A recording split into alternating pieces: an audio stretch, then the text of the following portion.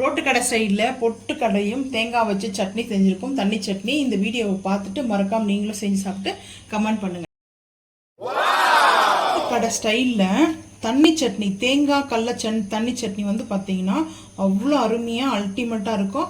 3 இட்லி சாப்பிட்றவங்க கூட 10 இட்லி சாப்பிட்லாம். ஸோ அந்த அளவுக்கு இந்த தண்ணி சட்னி ஃபேவரட் வந்து பார்த்தீங்கன்னா யாரெல்லாம்ன்றது கமெண்ட் பண்ணுங்கள். அதுக்கு ஃபஸ்ட்டு வந்து ஒரு மீடியமான தட்டில் தேங்காய் வந்து எடுத்துருக்கேன். தேங்காய் அளவு உங்களுக்கு தேவையான அளவுக்கு எடுத்துக்கோங்க. சட்னி தேங்காய் வந்து எடுத்துருக்கேன், ஒரு பவுல் அளவுக்கு தேங்காய் எடுத்துருக்கேன். அடுத்து வந்து 1/2 கப்பில் வந்து பொட்டுக்கடலை எடுத்துருக்கேன்.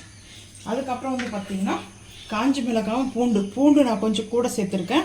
அந்த பூண்டோடு அந்த பச்சை சட்னி அந்த வாசனை செம்மையாக இருக்குங்க. காஞ்ச மிளகாய் சேர்த்துருக்கேன் காரத்துக்கு. இப்போது கொஞ்சமாக வந்து கல் உப்பு சேர்த்துட்டு இதை அரைச்சிட்டு வந்துடலாம் வாங்க. இப்போ நான் அடுப்பு வந்து பார்த்திங்கன்னா அடுப்பு ஆன் பண்ணிட்டு நாஸ்டிக் ஃபேன் தான் வச்சுருக்கேன். நீங்கள் தாளிப்பு கரண்டி கூட எடுத்துக்கோங்க, அது உங்களோட இருக்குமா. இப்போ நம்ம வந்து பார்த்திங்கன்னா கடுகு சேர்த்துக்கலாங்க. கொஞ்சமாக எண்ணெய் ஹீட் ஆகிடுச்சு. கடுகு கொஞ்சமாக சேர்த்துட்டு தாளிப்புக்கு சேர்த்தாச்சு. கொஞ்சம் ஹை ஃப்ளேம் பண்ணிக்கலாம். நிறைய எண்ணெய் தாளிக்கிறதுக்கு சேர்க்க வேண்டாம்னா நான் கொஞ்சமாக சேர்த்துருக்கேன்.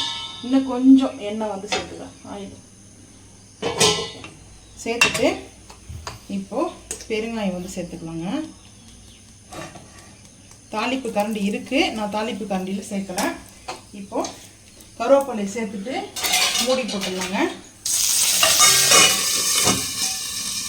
அரைச்சிருக்க தேங்காய் கடலை தண்ணி சட்னிக்கு வந்து பார்த்தீங்கன்னா ஒரு பவுலில் வந்து சேர்த்துட்டேங்க. இப்போ தேவையான அளவுக்கு வந்து சட்னியில் தண்ணி சேர்த்துட்டு தாளிப்பை வந்து பார்த்தீங்கன்னா கடலைப்பருப்பு உளுத்தம்பருப்பு கூட நீங்கள் சேர்த்துக்குங்க. நான் இப்படி தாங்க வந்து தாளிப்பேன். கடுகு மட்டும் பெருங்காயமும் கருவேப்பிலையும். ஸோ இப்போ இந்த எண்ணெயோடு கொஞ்சம் அப்படியே மேலே ஃபுல்லாக சேர்த்துட்டு நல்ல ஒரு கலர்ஃபுல்லான சட்னி. யாருக்கெல்லாம் இந்த தண்ணி சட்னி ரொம்ப பிடிக்கும்ன்றத கமெண்ட் பண்ணிடுங்க மறக்காமல். சேர்த்தாச்சா? இப்போ நல்லா மிக்ஸ் பண்ணிக்கலாங்க. நான் கொஞ்சம் தண்ணி சேர்த்துருக்கேன். அந்த மிக்ஸி ஜாரை நம்ம வாஷ் பண்ணிவிட்டு நம்ம கீழே வந்து ரிமூவ் பண்ண வேண்டாம். அப்படியே வந்து பார்த்திங்கன்னா நம்ம இதில் சேர்த்துக்கலாம். கொஞ்சமாக வந்து கொத்தமல்லி எண்ணெயிலே வதக்கி கூட சேர்த்துக்குங்க. நான் வந்து கொஞ்சம் அப்படியே நல்லா ஒரு க்ரீனாக வந்து பார்த்திங்கன்னா இப்படி சேர்த்துக்கிறேங்க. சூப்பராக இருக்குங்க தண்ணி சட்னி. ஸோ இட்லி மேலே நல்லா தண்ணி சட்னியை சேர்த்து சாப்பிடும்போது அருமையாக இருக்கும். இப்போ இட்லி எடுத்து வச்சுட்டு பார்க்கலாம் வாங்க. இப்போ இட்லி வந்து வச்சுருக்கேங்க. இட்லிக்கு மேலே நல்லா மிதக்க இட்லியை வந்து பார்த்திங்கன்னா மிதக்க விட்டாச்சு சட்னியில். ஸோ இதுதாங்க தண்ணி சட்னி. ஸோ யாருக்கு ரொம்ப பிடிக்குன்றதை மறக்காமல் வந்து கமெண்ட் பண்ணுங்கள். ஸோ எனக்கு ரொம்ப பிடிக்கும் இந்த சட்னி. உங்களுக்கு பிடிச்சிருந்தா மறக்காமல் கமெண்ட் பண்ணுங்கள். லைக் பண்ணுங்கள், ஷேர் பண்ணுங்கள், சப்ஸ்கிரைப் பண்ணுங்கள், பெல் ஐக்கான் வந்து கிளிக் பண்ணுங்கள்.